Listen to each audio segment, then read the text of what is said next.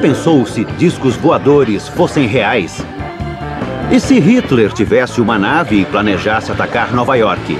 E se os norte-americanos desenvolvessem um disco voador impossível de se detectar e a CIA utilizasse alienígenas invasores como disfarce para projetos militares ultra-secretos? Hoje vamos revelar que isto é tudo verdade. Os verdadeiros discos voadores. Por 50 anos, o mundo foi louco pelos discos voadores. A loucura foi tanta que agora há mais ingleses acreditando em alienígenas do que em Deus.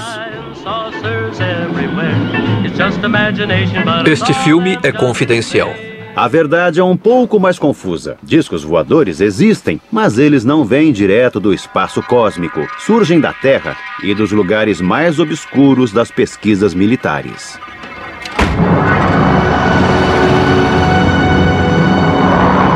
Tudo começou no ano de 1932 em Bucareste, quando este homem, um engenheiro de voo chamado Henry Coanda, fez uma extraordinária descoberta utilizando um objeto voador em forma de disco. Uma das primeiras pessoas a ver a experiência de Coanda foi Radu Manikatid, então um estudante da aeronáutica de 20 anos. O disco subiu até o teto e ficou lá. Achei aquilo magnífico. Isso nunca teria passado pela minha cabeça. Estamos acostumados com ideias mais comuns quando o assunto é voar. O jovem Radu tinha testemunhado o primeiro disco voador do mundo. E ele funcionava assim. Se lançarmos ar num objeto em forma de disco, seu curso seguirá as curvas da superfície deste objeto. O ar é literalmente sugado pela parte superior e circula por toda a parte inferior. Coanda achou que poderia diminuir a pressão da parte superior e aumentar a da inferior, provocando a levitação da aeronave. Isso ficou conhecido como efeito de Coanda. É o princípio da teoria de voo deste objeto. Era uma ideia muito simples, mas alguém precisava ter pensado nela antes. Então aconteceu algo que mudaria totalmente o curso de desenvolvimento do disco. Em 1939, a guerra explodiu e por um longo período o mundo investiu em pesquisas de novas armas e maneiras de disseminá-las. Mas a simples ideia de Coanda estava prestes a ter sua vez.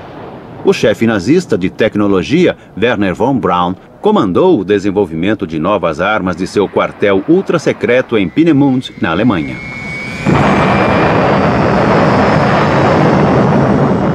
Ali, ele desenvolveu armas de ponta aterrorizantes, como o foguete V2. Esse foi o principal local de desenvolvimento dos projetos. E ele funcionou por um longo período. Mas o que poucas pessoas sabiam era que a 420 quilômetros dali, em Praga, os nazistas tinham uma base de pesquisa ainda mais secreta e estavam trabalhando numa nova e fantástica aeronave. Existiam uns 15 protótipos. Eles construíam, testavam, descartavam e passavam para o seguinte. E quem era o parceiro para estes novos e assustadores projetos? Skoda. Os nazistas estavam utilizando o engenheiro Skoda para fabricar todos esses tipos de aeronaves. Sim, eu vi. Para mim era algo excepcional. Uma esfera com o painel da cabine central em plexiglass e com jatos em volta que criavam alavancas de impulso. Luigi Romersa acompanhou a criação do primeiro disco voador do mundo. E era um Skoda. Aqui dá para ver o piloto desenhado na cabine. Ele pilotaria os discos em pé. De acordo com Romersa, um Hitler cada vez mais desesperado e iludido planejava utilizar suas novas armas secretas num ataque devastador sobre Nova York.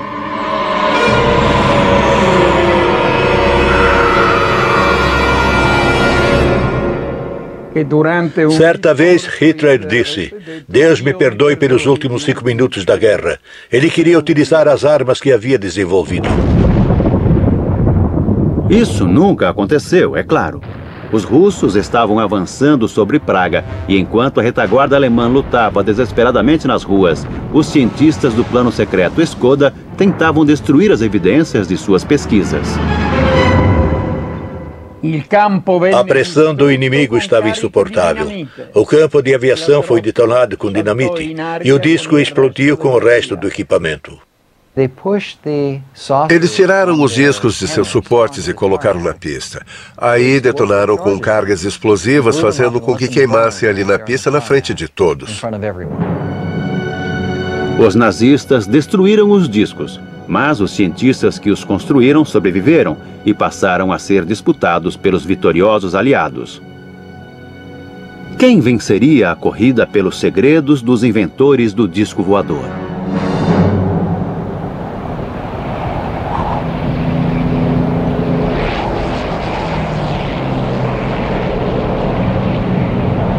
Em 1947, o piloto Kenneth Arnold estava sobrevoando as montanhas no estado de Washington quando viu 9 objetos cruzando o céu a velocidades incríveis. Ele achou que esses objetos faziam um movimento parecido aos discos que pulam na água. É uma analogia incomum, mas foi assim que o termo disco voador passou a existir. A visão de Arnold foi considerada um marco do nascimento da era do disco voador. Isso provocou não só furor na opinião pública, mas um frenesi estimulado pela paranoia. A inteligência norte-americana chegou a pensar em espionagem dos soviéticos. Porque nessa época estava começando a Guerra Fria. As forças aliadas estavam para ser quebradas. Os aliados da Segunda Guerra Mundial tornam-se inimigos. Uma cortina de ferro se fechou em volta da Polônia, Hungria, Iugoslávia e Bulgária. Em público, leste e oeste montaram um enorme espetáculo com seus melhores equipamentos bélicos, mas também existia uma guerra secreta, uma competição cruel para dominar a ciência e os cientistas nazistas. Quem controlasse esta tecnologia após a Segunda Guerra estaria militarmente um passo à frente. Russos, franceses e britânicos, antes unidos, agora lutavam entre si para obter essa tecnologia. E foi por este motivo que o governo norte-americano ficou tão alarmado com os discos vistos pelo piloto Kenneth Arnold. De acordo com este documento secreto, a Rússia já tinha adquirido a tecnologia do disco voador alemão e os estava construindo. A Alemanha estava muito à frente dos Estados Unidos, e eles achavam que se os russos conseguissem cientistas ou instalações nazistas responsáveis por essa arma secreta, eles ficariam em vantagem também. Os norte-americanos estavam certos. Os russos estavam construindo discos e com a ajuda de alguém muito útil para a Alemanha. O engenheiro especialista em discos voadores, Andreas Epp. Logo após a guerra, Andreas Epp decidiu que queria trabalhar na União Soviética. Então ele se mudou para Rostock e foi contatado por agentes soviéticos que pareciam saber quem ele era. É claro que Epp gostou muito de ter o seu valor reconhecido por aqueles que os menosprezaram. Pensei, tenho que continuar. Devo isso às pessoas que trabalharam nesse projeto. Então, eu comecei a construir um disco voador. Primeiro, Epp desenvolveu o mecanismo de direção do disco soviético. Essa era a especialidade de Epp nesse tipo de disco. Fazer a direção responder aos comandos, atrelando-os aos movimentos do disco. De acordo com Epp, o disco russo era extraordinariamente manobrável e também versátil, como deveria ser.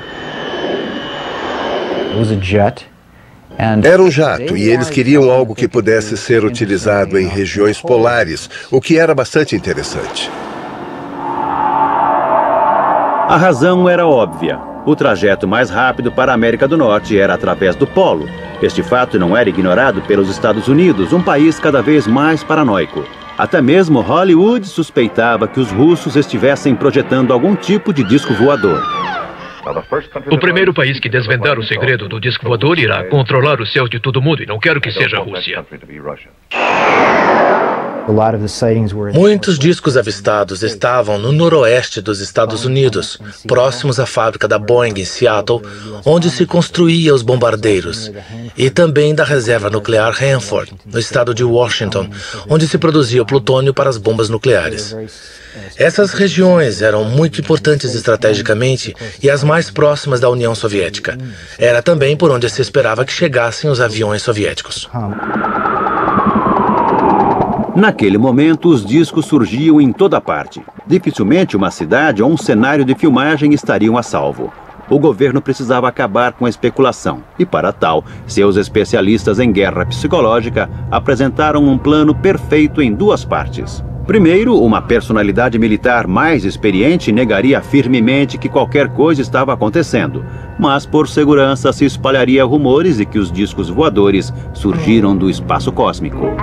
Entreguei a mensagem, e agora? O plano foi lançado numa coletiva realizada no Pentágono em julho de 1952, um momento decisivo na história do disco voador.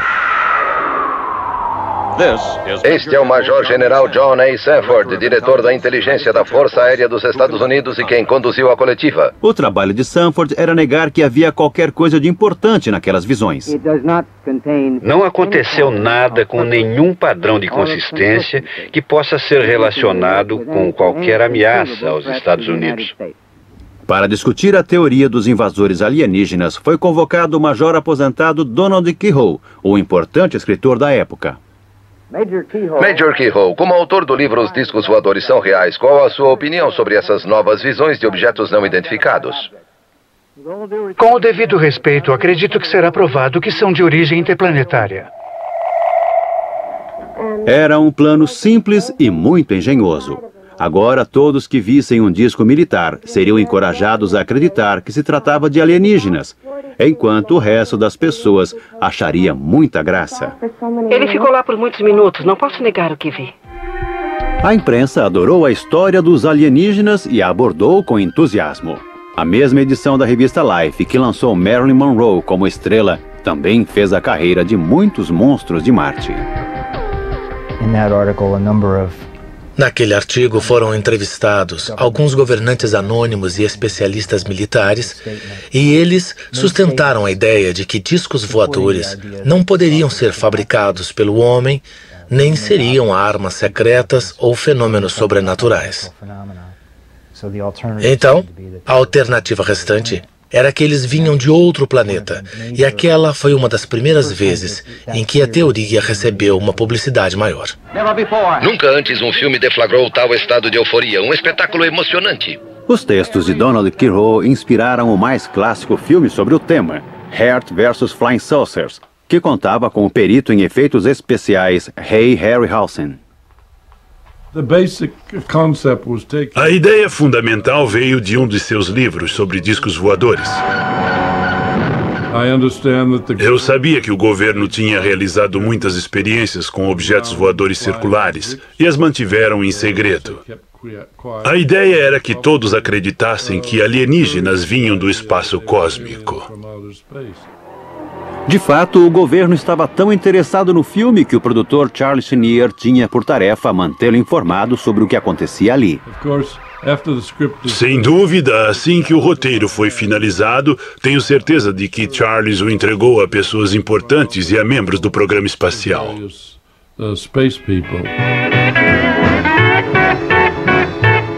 Oh, here they come. Oh, there they go. Mas enquanto os cidadãos norte-americanos olhavam para o céu com graus diferentes de preocupação, os homens de preto enxergavam além. Estavam desesperados para construírem seus próprios discos e, como os russos, procuravam um cientista nazista experiente para ajudá-los. Em 1945, quando os nazistas se renderam, o exército norte-americano estava preocupado que os cientistas alemães caíssem nas mãos dos soviéticos. Os Estados Unidos também queriam explorar o conhecimento desses cientistas para auxiliar no desenvolvimento de programas relacionados a mísseis, armas eletrônicas, radares, aerodinâmica de supersônicos, motores a jato e outras tecnologias de que os alemães tinham conhecimento. Montaram um programa chamado chamado Overcast Paperclip para reunir esses cientistas e trazê-los para os Estados Unidos. Em alguns aspectos, os norte-americanos se saíram muito bem. Eles arrebanharam o chefe de tecnologia nazista Wernher von Braun e o tornaram um valioso membro da organização militar. Conseguiram também informações sobre a tecnologia do foguete V2. Mas enquanto manuseavam seus novos brinquedos com muito mais entusiasmo do que habilidade, sabiam que havia uma enorme lacuna no novo arsenal. Eles não tinham os discos voadores alemães. É provável que a Força Aérea estivesse preocupada com o avanço dos russos e precisávamos ter o nosso próprio disco como uma resposta aos discos soviéticos. Então, num dia de 1957, aconteceu um golpe de sorte. E este, mais uma vez, envolvia o alemão Andreas Hepp, que agora morava no leste da Alemanha. Por algum motivo, ele não estava mais contente com a sua vida no leste da Alemanha. Não sei o que foi. Pode ter sido divórcio. Seja como for, ele foi parar no oeste. Ele atravessou a fronteira e disse: "Olá, aqui estou.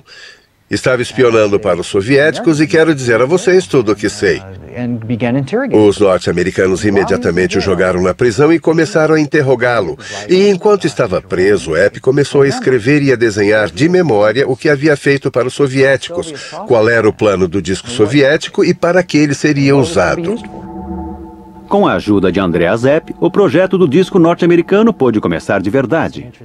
No final da década de 50 e início de 60, quase todos os principais fabricantes de aeronaves, incluindo a Boeing, Convair e Lockheed, passaram a se dedicar ao conceito de veículos com formato de disco para utilização variada.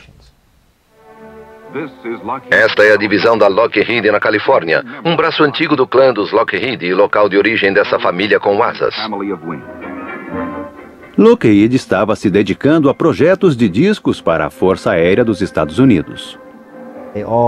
Eles tinham um sistema de mecanismo central direcionado para baixo para que a aeronave decolasse na vertical, realizasse transição para voo horizontal e alcançasse velocidades altas, podendo voar a milhares de metros, o que era muito avançado para a época. Os engenheiros da Lockheed estavam desenvolvendo um disco que utilizava um propulsor central a jato e um rotor para criar o efeito Coanda, ou o efeito do disco voador. Uma vez no ar, seu jato era redirecionado para que viajasse horizontalmente em velocidades supersônicas. Mas ela não foi a única corporação a se dedicar a essa tecnologia. A Convair era uma das principais companhias aéreas nos anos 50 e 60.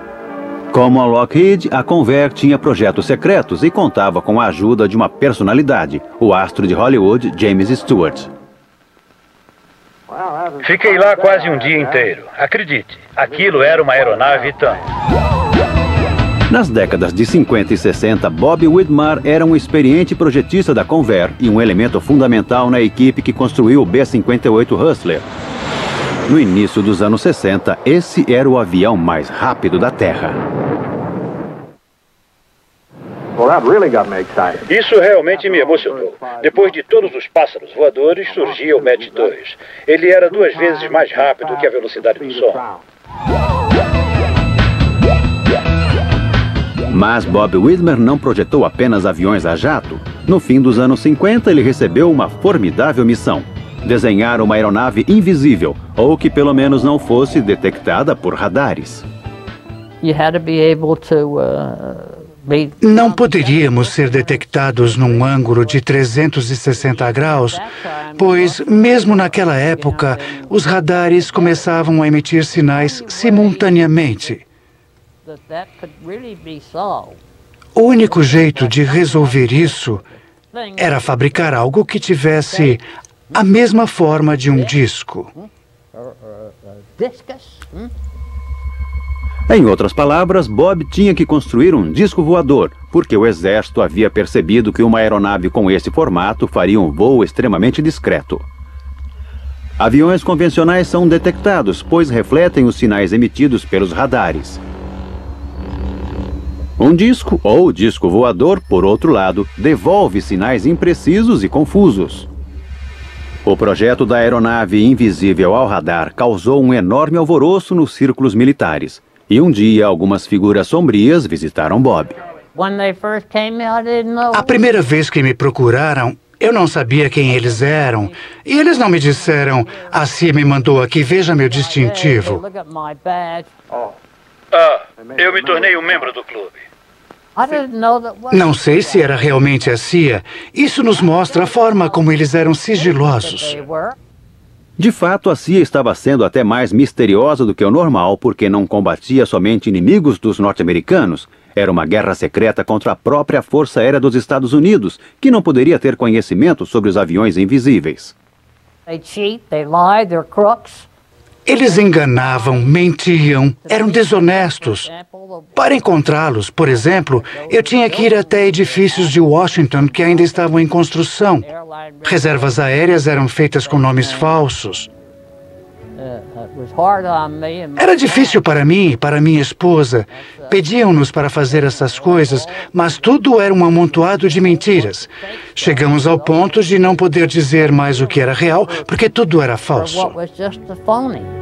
Bob relutou, mas concordou. Desenhar um objeto em forma de disco imperceptível ao radar.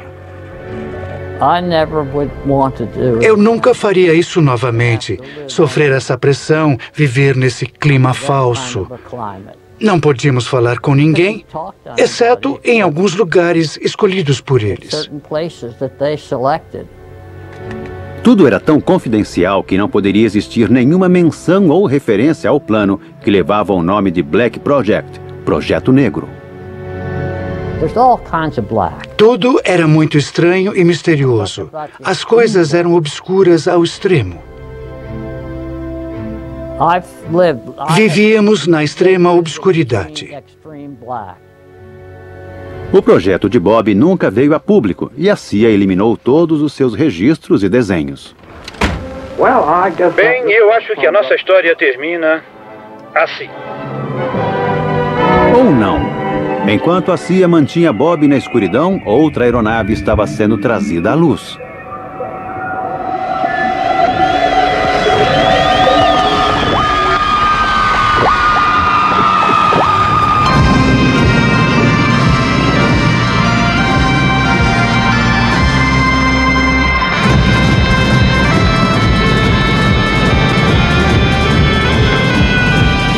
Em 1961, o mundo conheceu que seus construtores declararam ser o primeiro disco voador verdadeiro, inventado por este homem, John Frost. Bom, o exército dos Estados Unidos estava interessado num veículo que pudesse voar próximo ao chão, que não fosse impedido por barricadas, rios e que saltasse sobre cercas e árvores. Entretanto, havia problemas concretos com o Avrocar, como recorda Doug Garland, um dos engenheiros de túnel aerodinâmico.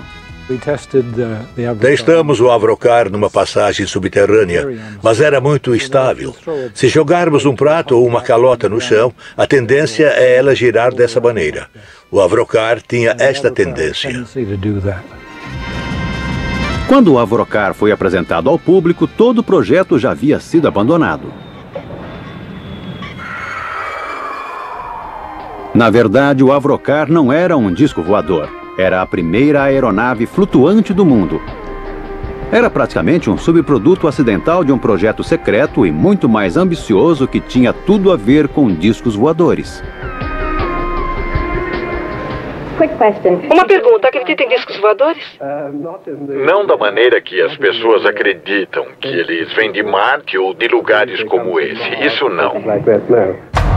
John Frost não acreditava em discos voadores vindos de Marte, mas acreditava neles porque, secretamente, estava construindo um.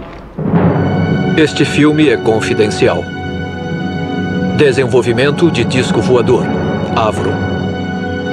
Esse filme nunca havia sido visto pelo público. Foi feito estritamente para umas poucas pessoas do Exército. Ele registra o trabalho da equipe dos projetos especiais ultra-secretos Avro, liderado por John Frost.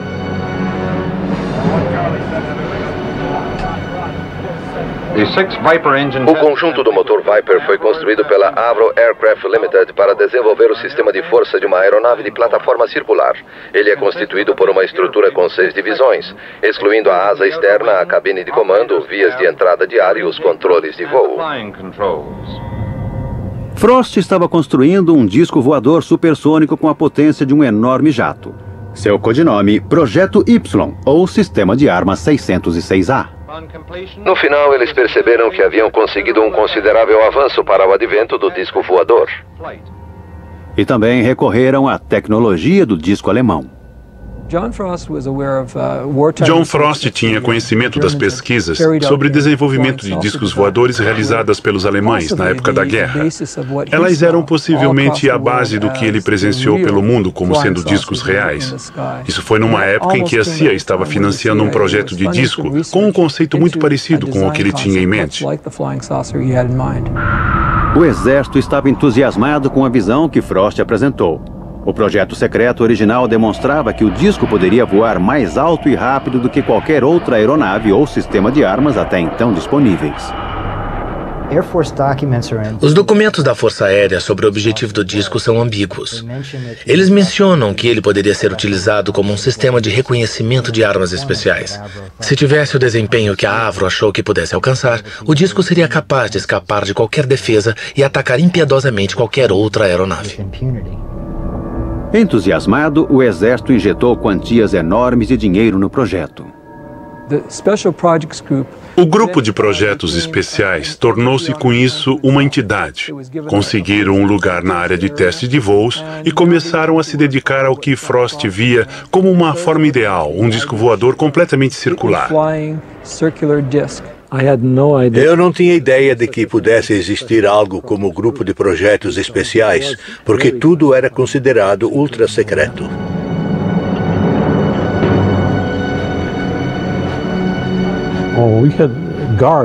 Tínhamos seguranças em todas as entradas o tempo todo. E era necessário o uso de um distintivo especial com um pontilhado colorido que permitia a entrada na área de projetos especiais. Eu era projetista sênior do grupo de projetos especiais. Comecei a trabalhar no 606A como projetista do supersônico para a Força Aérea dos Estados Unidos. E o projeto foi, de fato, o mais ambicioso criado por projetistas da aviação. Uma aeronave com a fuselagem inteiramente fechada, um disco voador. Tudo que Frost tinha em mente era sempre em forma circular. Para mim, ele nunca quis mudar o plano. Acho que era um ideal, porque tinha assim uma decolagem vertical. Mas, na verdade, o fantástico disco voador supersônico que Frost imaginara estava muito longe de se tornar realidade. Seu projeto era uma das utilizações mais autênticas do efeito Coanda e tinha 6 jatos potentes que aspiravam o ar sobre sua base. Isso possibilitava a levitação e o manejo do disco, mas não seria fácil nem seguro testar essa aeronave e seus 6 jatos potentes. Ray Takushi foi responsável pela construção de um equipamento de teste. Era uma forma com 6 lados, e então construímos o mecanismo sobre ele. Quero dizer, a parte interior do 606A com os motores potentes e também com o ventilador. Cada conjunto de rotação está condensado num anel superior e inferior de lâminas compressoras e um anel central de lâminas turbinadas. As lâminas turbinadas estão alinhadas num tubo de exaustão que está associado à estrutura fixa. Ken Lockwood foi outro engenheiro do grupo de projetos especiais. Eu era engenheiro de execução. Havia me dedicado a projetos supersônicos na Inglaterra. E quando fui chamado, eu não acreditava que o projeto fosse tão incomum. Cada divisão do motor Armstrong Siddeley Viper serve como um gerador para impulsionar a combinação do compressor turbinado de localização central. De fato, é uma aeronave com tamanho padrão, numa construção de concreto para testar os motores e os sistemas que se transformarão nos sistemas de armas 606A. Os discos tinham que ter um desempenho magnífico porque o motor era enorme. Produzia tanta propulsão que a aeronave poderia decolar verticalmente e, de acordo com os estudos, poderia voar numa velocidade de 3 a 5 mil quilômetros por hora. O ar entra no compressor e, após passar pela asa interna, é liberado por uma série de aberturas. Então veio o período de teste. O que estavam tentando fazer era deter uma das mais potentes aeronaves supersônicas já construídas. Era uma tarefa desafiadora.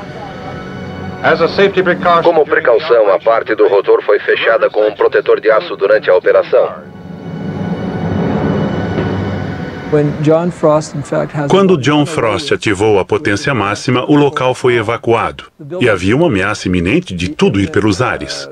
As células de combustível da aeronave poderiam explodir e tudo seria destruído. Foi um momento assustador. O motor ficou fora de controle e quase destruiu todo o projeto do disco. Todos desapareceram e foram se esconder atrás do prédio, exceto uma pessoa. Um dos engenheiros presentes no teste foi até o disco e simplesmente interrompeu a linha de combustível que vinha do motor. Depois disso, eles consideraram perigoso continuar e abandonaram tudo. O avião espião U-2 da CIA foi um Black Project, projeto negro clássico. Funcionou em absoluto sigilo por mais de 8 anos e teria continuado em segredo até hoje se não fosse o dramático acontecimento em 1960, quando o piloto de U-2, Gary Powers, foi abatido na Rússia e detido por 2 anos até ser trocado por um espião russo. A própria CIA afirma que 50% das imagens de objetos voadores não identificados foram provocadas pelo U-2. O U-2 voou mais alto do que se acreditava que um avião pudesse voar. Não é de surpreender que a sua aparição, principalmente quando vista de outro avião, causasse tanto medo e admiração.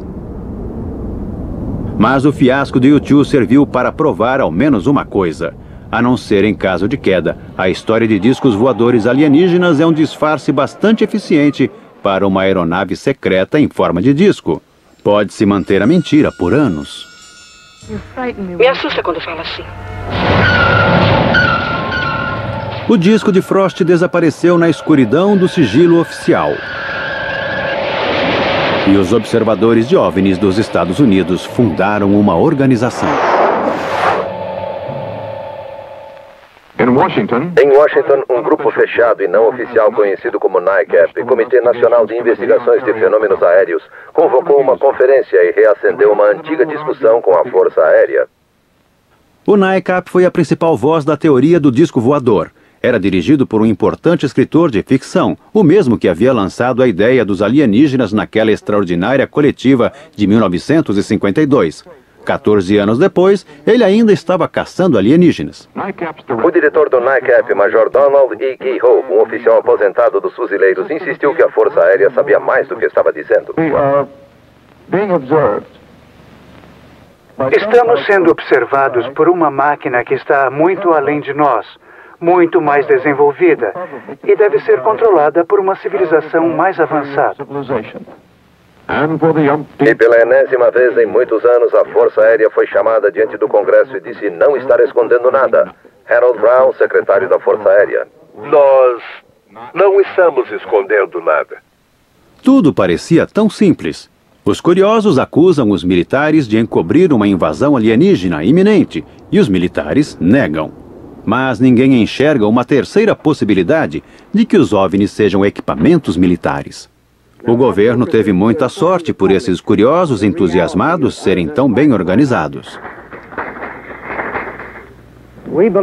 Acreditamos que os OVNIs são reais e que eles vêm do espaço e que são controlados por vida inteligente. Acontece que tal organização não era um produto de sorte. O NICAP foi liderado pelos Homens das Sombras. Entre seus membros do conselho estava o primeiro diretor da CIA, Roscoe Hullencutter, e o agente da CIA, Bernard J.O. Carvalho. O primeiro diretor da NICAP foi Nicholas de Roquefort, membro da Divisão de Guerra Psicológica da CIA. E quando Kehoe se demitiu como presidente da NICAP, foi substituído por Joseph Bryan, também da Divisão de Guerra Psicológica da CIA.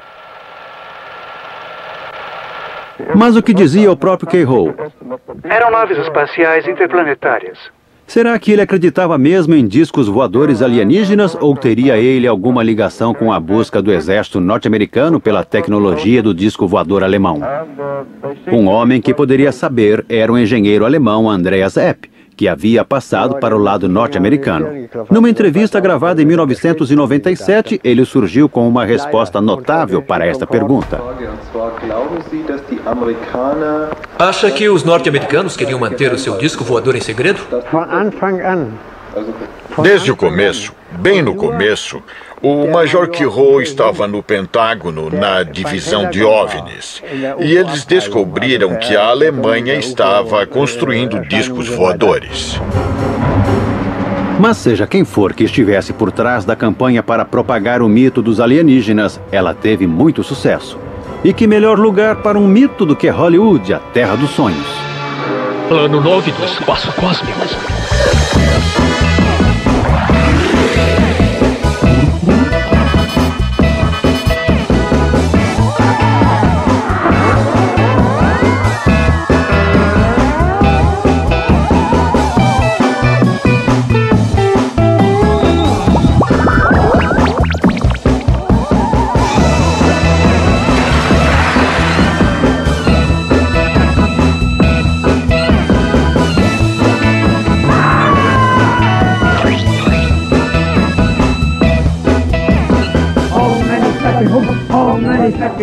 Isso até inspirou uma religião. Toda a nossa informação vem do nosso líder, que é um yogi e está em contato com uma inteligência espacial.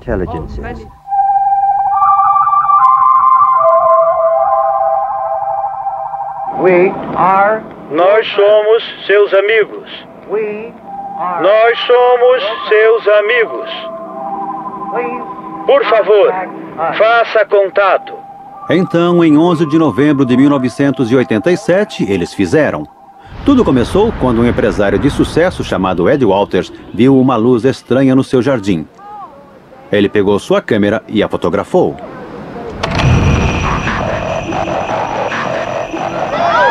Foi a primeira de dezenas de aparições que viriam nos anos seguintes. Quando as fotos foram reveladas, elas mostravam algo que, com certeza, parecia ser discos voadores.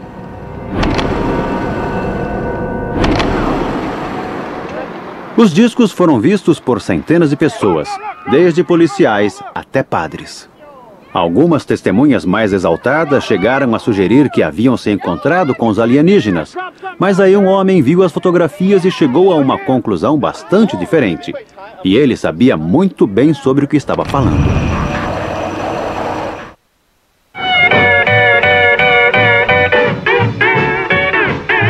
Gulf Breeze, Flórida. Há 17 anos, este foi o local de uma das mais constantes séries de aparições de discos voadores na história dos Estados Unidos.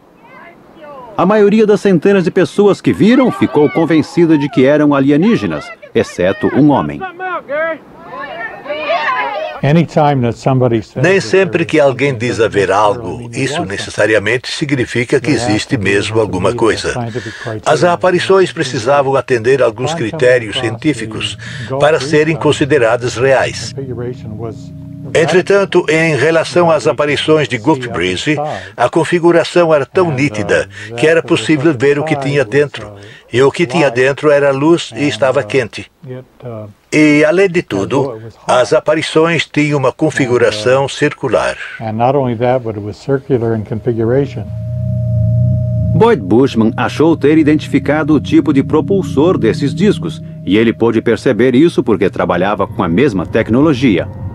Bushman havia passado 35 anos trabalhando em projetos de armas. Ele tinha criado o protótipo do míssil Stinger antes de se mudar para Lockheed, o centro de desenvolvimento de discos da indústria militar.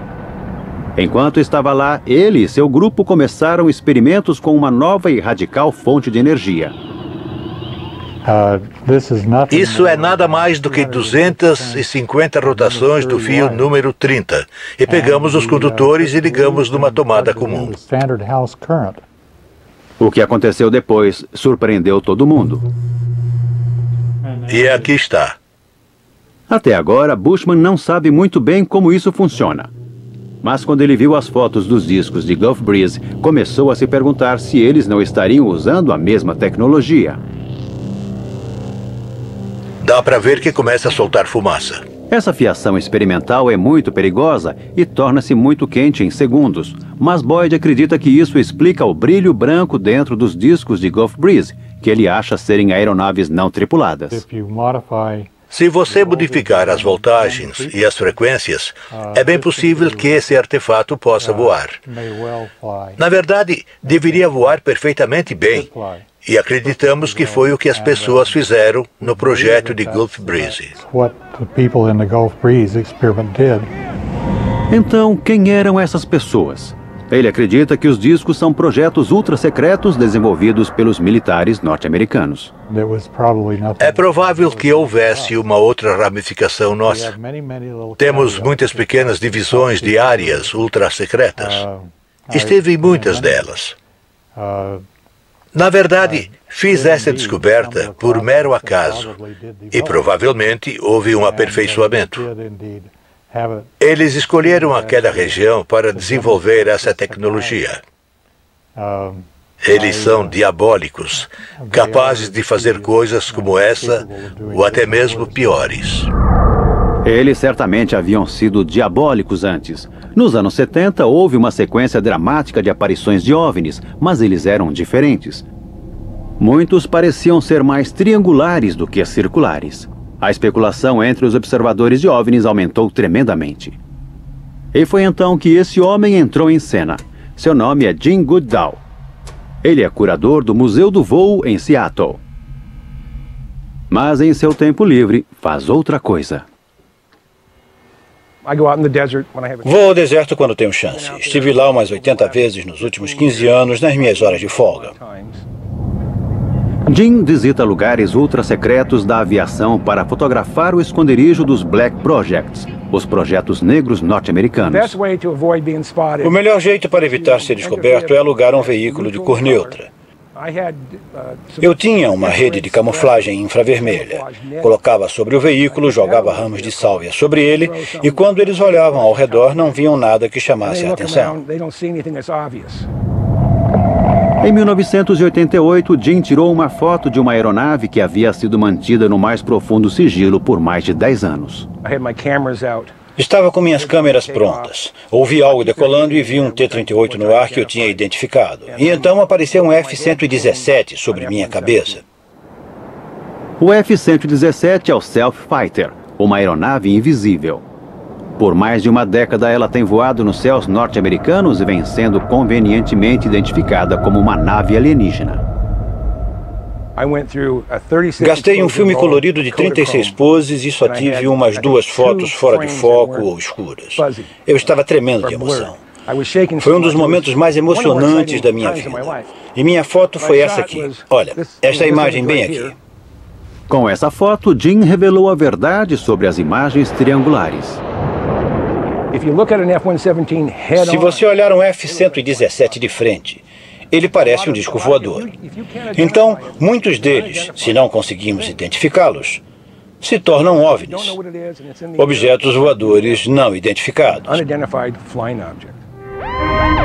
Nos anos seguintes, o número de aeronaves triangulares diminuiu, mas as aparições de objetos arredondados não. Recentemente, a Força Aérea Mexicana liberou algumas imagens formidáveis tiradas por seus pilotos usando o infravermelho.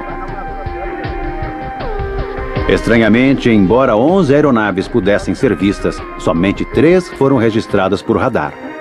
Então, teriam os verdadeiros alienígenas finalmente chegado? Ou teriam esses discos algo a ver com os militares norte-americanos? Um grande e querido amigo chamado Ben Rich substituiu Kerry Johnson na Lockheed. 10 dias antes de sua morte, eu estava conversando com Ben e ele disse: Jim, existem coisas no deserto que estão 50 anos além do que podemos compreender. Eles têm aproximadamente 4.500 pessoas na Lockheed. O que eles têm feito nos últimos 20 anos? Estão construindo algo. Papai, quando você esteve lá, você viu alguma coisa? Não vamos começar novamente com essa bobagem de disco voador. Versão brasileira, Vox Mundi.